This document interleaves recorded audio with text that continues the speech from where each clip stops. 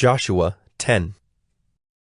As soon as Adonizedek, king of Jerusalem, heard how Joshua had captured Ai and had devoted it to destruction, doing to Ai and its king as he had done to Jericho and its king, and how the inhabitants of Gibeon had made peace with Israel and were among them, he feared greatly, because Gibeon was a great city, like one of the royal cities, and because it was greater than Ai, and all its men were warriors. So Adonizedek, king of Jerusalem, sent to Hoham, king of Hebron, to Piram, king of Jarmuth, to Japhiah, king of Lachish, and to Deber, king of Eglon, saying, Come up to me and help me, and let us strike Gibeon, for it has made peace with Joshua and with the people of Israel.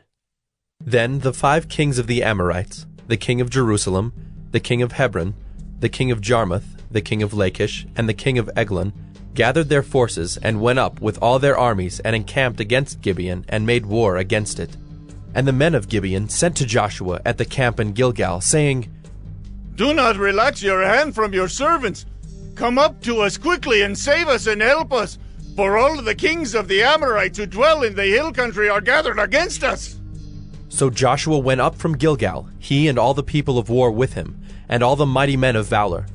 And the Lord said to Joshua, Do not fear them, for I have given them into your hands. Not a man of them shall stand before you. So Joshua came upon them suddenly, having marched up all night from Gilgal. And the Lord threw them into a panic before Israel, who struck them with a great blow at Gibeon, and chased them by the way of the ascent of Beth-horon, and struck them as far as Azekah and Makkedah. And as they fled before Israel, while they were going down the ascent of Beth-horon, the Lord threw down large stones from heaven on them as far as Azekah, and they died. There were more who died because of the hailstones than the sons of Israel killed with the sword. At that time Joshua spoke to the Lord in the day when the Lord gave the Amorites over to the sons of Israel.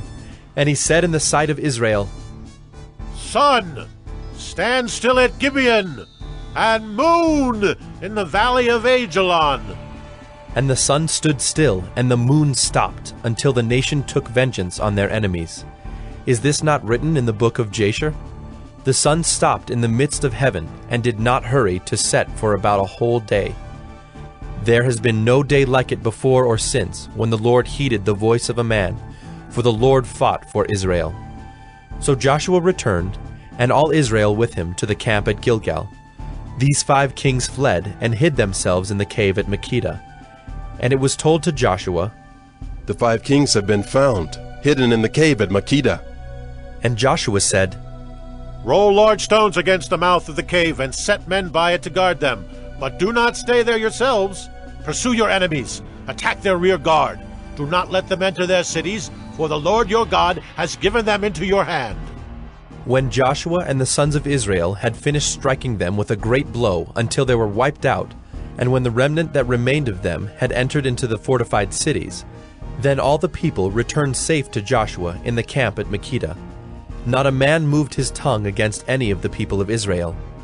Then Joshua said, Open the mouth of the cave, and bring those 5 kings out to me from the cave. And they did so, and brought those 5 kings out to him from the cave, the king of Jerusalem, the king of Hebron, the king of Jarmuth, the king of Lachish, and the king of Eglon. And when they brought those kings out to Joshua, Joshua summoned all the men of Israel, and said to the chiefs of the men of war who had gone with him, Come near, put your feet on the necks of these kings. Then they came near and put their feet on their necks. And Joshua said to them, Do not be afraid or dismayed. Be strong and courageous, for thus the Lord will do to all your enemies against whom you fight. And afterward Joshua struck them and put them to death, and he hanged them on 5 trees. And they hung on the trees until evening. But at the time of the going down of the sun, Joshua commanded, and they took them down from the trees, and threw them into the cave where they had hidden themselves. And they set large stones against the mouth of the cave, which remain to this very day. As for Makkedah, Joshua captured it on that day, and struck it, and its king, with the edge of the sword. He devoted to destruction every person in it. He left none remaining. And he did to the king of Makkedah just as he had done to the king of Jericho. Then Joshua and all Israel with him passed on from Makkedah to Libnah, and fought against Libnah. And the Lord gave it also, and its king, into the hand of Israel. And he struck it with the edge of the sword, and every person in it. He left none remaining in it. And he did to its king as he had done to the king of Jericho. Then Joshua and all Israel with him passed on from Libnah to Lachish, and laid siege to it, and fought against it. And the Lord gave Lachish into the hand of Israel, and he captured it on the second day, and struck it with the edge of the sword, and every person in it, as he had done to Libnah. Then Horam king of Gezer came up to help Lachish, and Joshua struck him and his people, until he left none remaining. Then Joshua and all Israel with him passed on from Lachish to Eglon, and they laid siege to it, and fought against it. And they captured it on that day, and struck it with the edge of the sword. And he devoted every person in it to destruction that day, as he had done to Lachish. Then Joshua and all Israel with him went up from Eglon to Hebron.